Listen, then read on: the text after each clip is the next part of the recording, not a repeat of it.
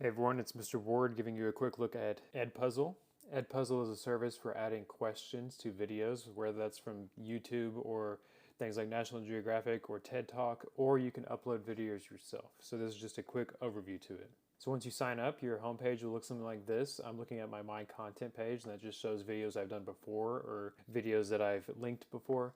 So what you want to do is you want to go to Add Content, and you can either create a video, which just takes you to things like YouTube or searching the rest of Edpuzzle for videos that already exist, or you can upload a video. So right now we're going to do create a video, and what I'm going to do is I'm actually going to do one from YouTube that is one of my videos. So you have the option to just search for a YouTube video like you normally would, but since that can be tricky sometimes, you can also just find it on YouTube itself and then copy the link into Edpuzzle, and that'll bring up the video.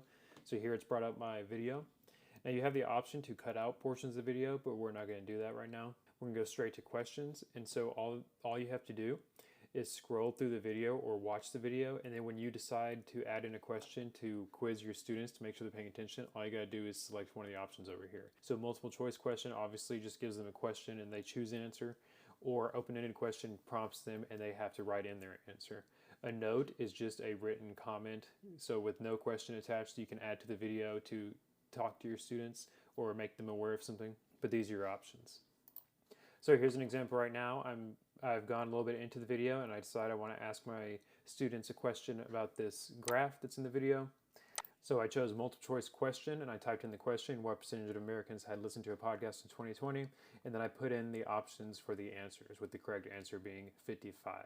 So doing it like that, scrolling through the video and choosing a place for you to quiz your students, you can make sure they're paying attention and assess whether they're learning from the video. Once you are finished with the video, you can assign it to a class. So Edpuzzle works like other services where you can create a class to track your students. You have two options with Edpuzzle. You can either create a new class or you can attach it to Google Classroom, and it just incorporates the students' names and tracks their scores on the various videos. So if you assign several videos, you can just keep track of them by setting up a class here. So once you're ready to assign, you just go down here to assign, and I'll bring up the window. So I have a class named after me right now, so I could assign it to that class and just have them do it, or I could just do a public link. So copy and paste this link and you could post it to another service like Google Classroom or through an email or anything like that.